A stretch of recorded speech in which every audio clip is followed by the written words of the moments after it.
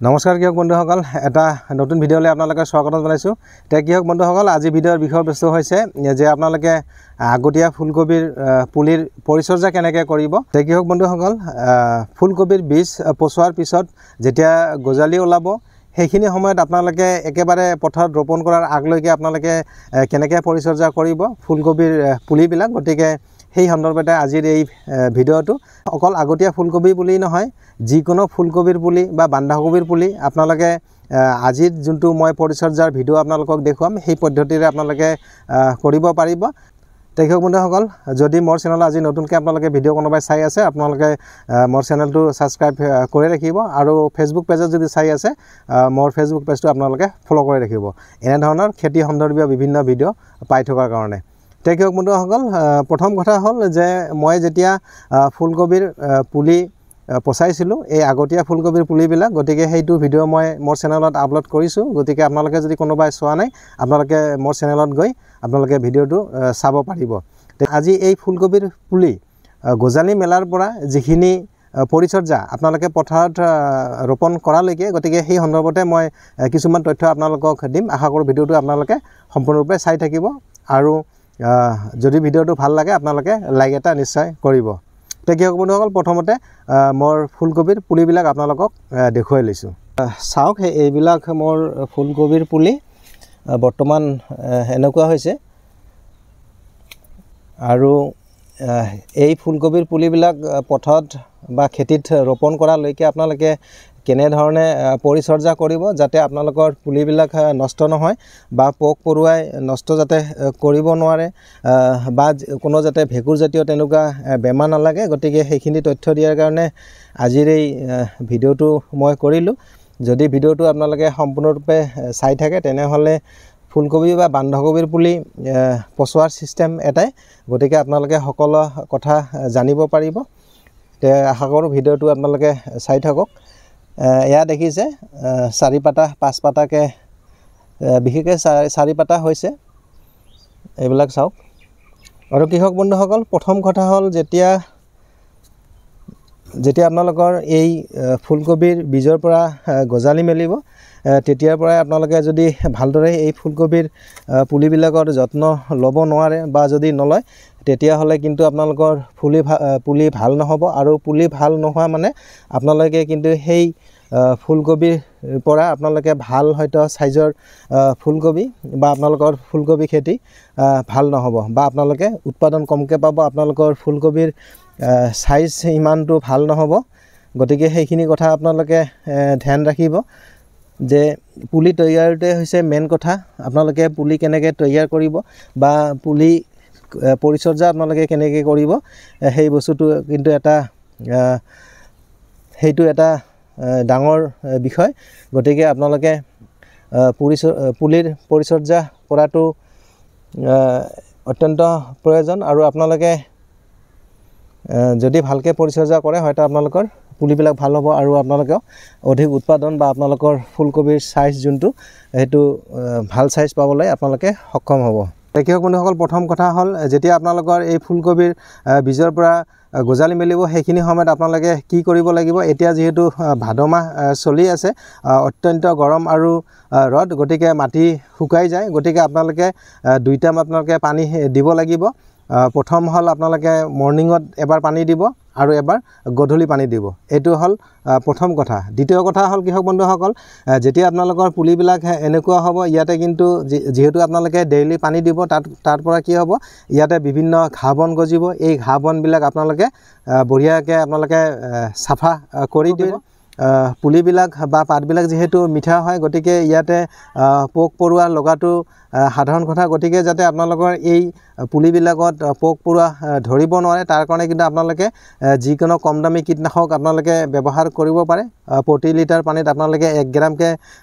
পানীত মিহলাই আপোনালোকে স্প্ৰে কৰিব সপ্তাহৰ মূৰে মূৰে। আৰু কৃষক বন্ধুসকল, কীটনাশক হিচাপে আপোনালোকে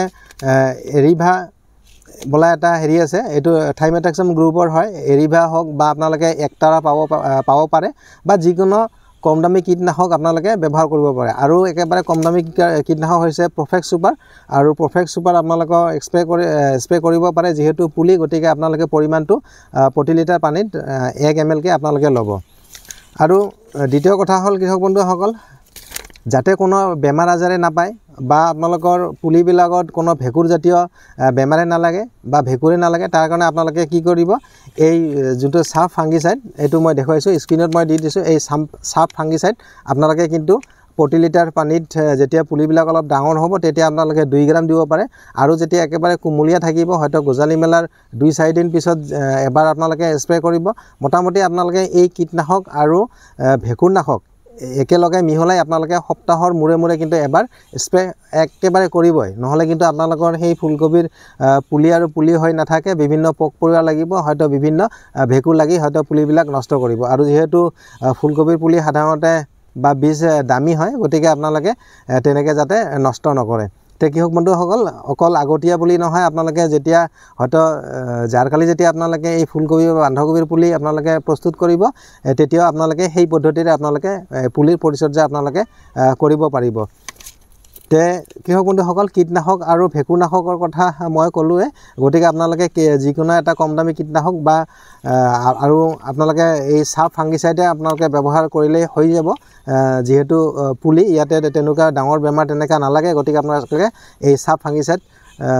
এই কীটনাশকৰ লগত মিহলাই আপোনালোকে সপ্তাহত এবাৰকে আপোনালোকে ব্যৱহাৰ কৰিলে হৈ যাব আৰু কৃষক বন্ধুসকল এটা ডাঙৰ সমস্যা হৈছে যে ফুলকবিৰ পুলিবিলাক যেতিয়া ডাঙৰ হ'ব বা কিছুমান সৰুতে কি হয় সেই গুৰিবিলাক পচে হেতু হৈছে এটা ডাঙৰ কিন্তু প্ৰবলেম আপোনালোকে পুলি যেতিয়া উঠাব দেখিব তলফালে অকল সেই ডাঠিটো লাগি থাকে ওপৰৰ চামৰাটো নাথাকে গতিকে তেনেকুৱা ফুলকবিৰ পুলিত হেতু সাধাৰণতে বেমাৰ দেখা যায় আৰু সেই বেমাৰ যাতে আপোনালোকৰ ফুলকবিত বা সেই ৰুট ৰট বুলি কোৱা হয় এটো গুৰি পচা গতিকে হেতু বেমাৰ যাতে নালাগে তাৰ কাৰণে আপোনালোকে সেই ৰেডোমিল গোল্ড ৰেডোমিল গোল্ড মই স্ক্ৰিনত দিছো সেই ৰেডোমিল গোল্ড সপ্তাহত এবাৰ আপোনালোকে কমেও কিন্তু স্প্ৰে কৰিব আৰু যদি আপোনালোকে ৰেডোমিল গোল্ড নাপায় আপোনালোকে টাটা মাষ্টাৰ কৰিলেও হ'ব আৰু যদি আৰু এটা ভাল ফাঙ্গিসাইড আছে কৃষক বন্ধুসকল এয়া হৈছে এলিয়েট এইটো বায়াৰ কোম্পানীৰ এলিয়েট হেতু বহুত ভাল আৰু এইটো যদি আপোনালোকে স্প্ৰে কৰে আপোনালোকে কি কৰিব প্ৰতি লিটাৰ পানীত 0.5 গ্ৰাম কে আপোনালোকে স্প্ৰে কৰিব তেতিয়া দেখিব কি আপোনালোকৰ সেই যোনটো গুৰি পচা বা ফুলকবিৰ পুলি যোনটো ৰুট ৰট হেতু একেবাৰে নোহোৱা হ'ব আৰু এই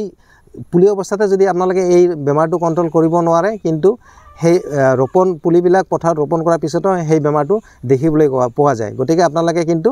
সেই বেমাৰৰ কাৰণে আগতীয়াকৈ আপোনালোকে ট্ৰিটমেন্ট কৰিব বা আপোনালোকে এই ফাঙ্গিসাইড আপোনালোকে ব্যৱহাৰ কৰিব তো বন্ধু হল সেইখিনি হল কীটনাশক আৰু ভেঁকুৰনাশকৰ কথা এতিয়া আপোনালোকে কি কৰিব